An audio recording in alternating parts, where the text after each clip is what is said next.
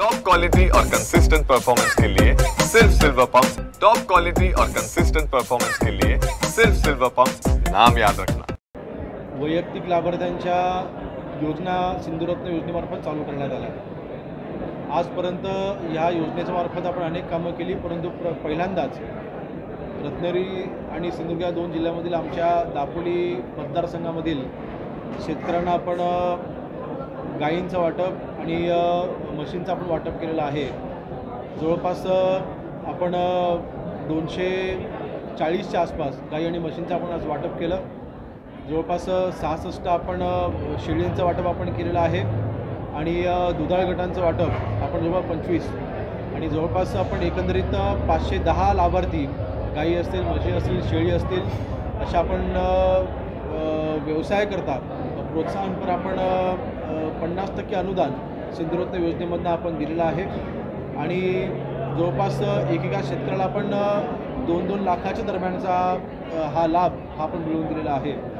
आपल्या कोकणामध्ये वशिष्ठीसारख्या दूध संकलनच्या चांगल्या कंपन्या या कार्यरत होत आहेत आणि दुधाची चांगली मागणी देखील आपल्या कोकणामध्ये वाढते। अशा वेळेला गायी आणि म्हशींचं वाटप हे नक्कीच एक चांगलं काम आम्ही ह्या सिंधुरत्न योजनेमध्ये करू शकलो। विशेषतः याच्यामुळे तरुण हा मोठ्या प्रमाणामध्ये या शेतीमध्ये उतरताना दिसतोय आणि या तरुणांना आम्ही ह्या निमित्ताने आधार देऊ शकलो याचं आम्हाला समाधान आहे। दुसरं म्हणजे वन्य प्राण्यांचा त्रास हा कोकणामध्ये गेल्या अनेक वर्षांपासूनचा आहे आणि हे वन्य प्राणी ते पीक हाताला आल्याच्या जवळपासच ते पीक उद्ध्वस्त करतात आणि माकडं असतील, वानरं असतील, डुकरांचा त्रास होऊ नये ह्याकरता हे नवीन औषध विकसित केलं गेलेलं आहे।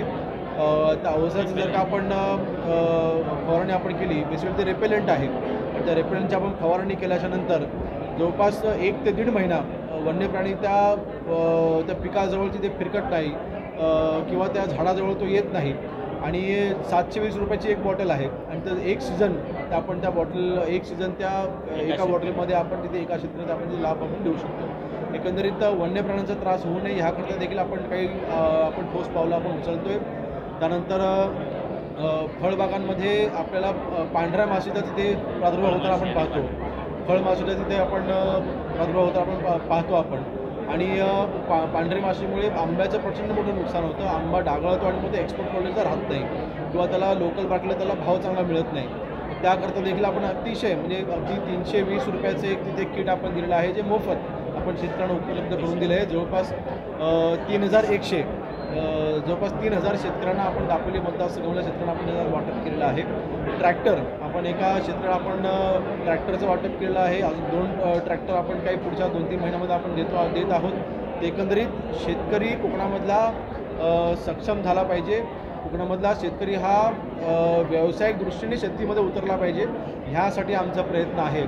त्यासाठी शासनाच्या विविध योजनांचा लाभ हा शेतकऱ्यांना मिळवून देणं आणि एकंदरीत ज्या काही अनुदानाच्या योजना आहेत त्या शेतकऱ्यांपर्यंत पोहोचवणं हा आमचा प्रयत्न आहे। एकनाथ शिंदेंचा सामना झालेला आहे मुख्यमंत्र्यांच्या आदेश। कुठला प्रकल्प? साताऱ्याचा जलपर्यटनचा नाही, त्या बाबतीत मला माहिती नाही आहे, परंतु मला वाटतं वारंवार अशा पद्धतीच्या चुकीच्या बातम्या सामान्य एकनाथ शिंदे साहेब आणि फडणवीस साहेबांच्या बाबतीमध्ये पसरवायच्या आणि दोघांमध्ये सुसूत्रता नाही आहे, दोघांमध्ये भांडणं चालू आहेत असं एक मुद्दा म्हणून जाणून बुजून तिथे एक वातावरण तयार करायचा प्रयत्न काही मंडळी करत आहेत। परंतु दोघांमधलाही समन्वय मी अतिशय फार जवळनं पाहिलेला आहे।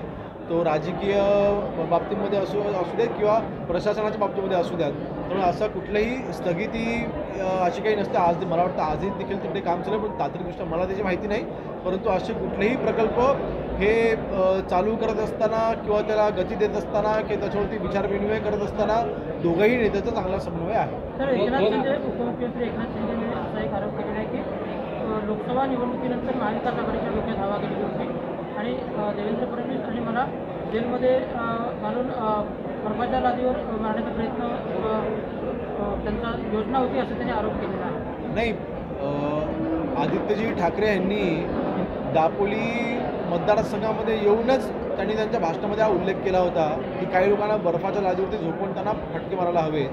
मला वाटतं आता ती उलट वेळ त्यांच्यावरतीच आता आलेली आहे। म्हणजे अशा पद्धतीची भाषणं कोकणामध्ये येऊन कोकणवासियांनी त्यांना नाकारलेलं आहे आणि म्हणून मला वाटतं सन्माननीय शिंदेसाहेब जे सांगतात ते अतिशय योग्य आहे की जनतेने त्यांना त्यांची जागा दाखवून दिलेली होती. एकंदरीत लोकसभेच्या निकालाच्या नंतर ते फार हवेत गेले होते आणि म्हणून त्यांची ती उर्मट भाषा होती, पण त्या उर्मट भाषेला महाराष्ट्राच्या जनतेनेच उत्तर दिलेलं आहे. वक्फ बोर्डावरून आज सामनामध्ये अग्रलेख आहे की वक्फ बोर्ड आणि हिंदुत्वाचा काही संबंध नाही आणि जे लोक हा संबंध लावत आहेत ते सगळं निरर्थक आहे. कोणाला संबंध नाही. सामना वक्फ बोर्ड जो आहे केला त्याचा आणि हिंदुत्वाचा हा काही संबंध नाही असं त्याच्यावर नाही. मग त्यांनी नक्की वक्फ बोर्डाच्या त्या अमेंडमेंटला त्या बिलाला त्यांनी विरोध का केला त्यांनी त्याचं स्पष्टीकरण द्यावं ना. त्यांचा खुलासा काय आहे या बाबतीमध्ये की जे अमेंडमेंट बिल होतं ते का नुकसानीचं आहे. मी त्यांची भाषणं देखील पाहिली राज्यसभेमध्ये. त्यांनी या बिलावरती बोलत असताना त्यांनी तांत्रिकदृष्ट्या काहीच सांगितलं नाही आहे, फक्त भावनिकच भाषण केलेलं आहे. मुस्लिम बांधवांची दिशाभूल करून मुस्लिम बांधवांमध्ये आणि हिंदू बांधवांमध्ये तिथे तेढ कसा तयार करता येईल, निर्माण करता येईल असे प्रयत्न काँग्रेसचे आहेत आणि त्यालाच आज उबाटासारखा एक पक्ष त्याला साथ देतोय ही दुर्दैवी आहे. आज आम्ही देखील म्हणतोय ना की वक्फ बोर्ड हे काही मुस्लिम समाजाच्या विरोधामध्ये नाहीच आहे ना.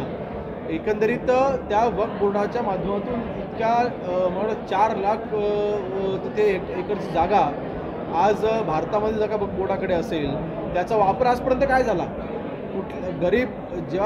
गरीब मुस्लिम बांधवांसाठी दान केलेल्या जागेवरती त्या वक्फ बोर्डाने आजपर्यंत कुठल्या तिथे गोष्टी उभारलेल्या आहेत, कुठलं हॉस्पिटल तिथे उभारलेलं आहे, किती शाळा त्यांनी तयार केल्या आहेत.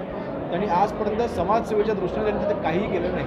आणि म्हणून मला वाटतं संजय राऊत ह्यांनी सामनामधून आता काँग्रेसचे विचार मांडायला आता सुरुवात केलेली आहे. आता सामनाच्या अग्रलेखाला काही महत्त्व राहिलेलं नाही. दीनानाथ रुग्णालयातील बॉडी ही भाजप समर्थकांची आहे त्यामुळे त्यांच्यावर कारवाई होत नाही असं संजय राऊत यांनी म्हटलेलं आहे. तर या रुग्णालय प्रशासनाला मस्ती आल्या असं आदित्य ठाकरेंनी देखील म्हटलं. कालच माननीय मुख्यमंत्री महोदयांनी पुण्यामध्येच या बाबतीमध्ये स्टेटमेंट केलेली आहे की जे कोण दोषी असतील त्यांच्यावरती कडक कारवाई केली जाईल. ज्यावेळेला संबंधित कुटुंबीय माननीय मुख्यमंत्री महोदयांच्या भेटीला आले होते त्यावेळेला मी देखील तिकडे उपस्थित होतो आणि माननीय मुख्यमंत्री महोदयांनी त्यांना स्पष्ट शब्दामध्ये त्यांना आश्वासित केलेलं आहे की जे कोण याच्यामध्ये दोषी असतील त्यांच्यावरती कडक कारवाई ही केलीच जाईल. याच्यामध्ये कुठल्याही पद्धतीचं राजकारण होणार नाही असा शब्द कालच मुख्यमंत्री महोदयांनी दिलेला आहे. धनंजय मुंडेंच्या लोकांकडून माझ्या मुलीला उचलून घेऊन जाईल असा आरोप जो आहे तो करुणा मुंडेंनी केलेला आहे. मला काय धनंजय मुंडेंच्या लोकांकडून माझ्या मुलीला उचलून घेऊन जाण्याचा प्रयत्न केला जाईल असा आरोप जो आहे तो करुणा मुंडेंनी केलेला आहे. नाही बघा, आज त्यांचं जे काही वैयक्तिक आयुष्य आहे त्याच्यावरती मी काही बोलणार नाही. परंतु अर्थातच जर का तुम्हाला कोणापासून धोका वाटत असेल, तुम्हाला कोणापासून काही तिथे भीती वाटत असेल किंवा तुम्हाला संरक्षणाची गरज असेल तर आपण तिथल्या स्थानिक पोलीस स्टेशनमध्ये आपण तक्रार करावी. त्याच्यावरती योग्य ती कारवाई आम्ही करू.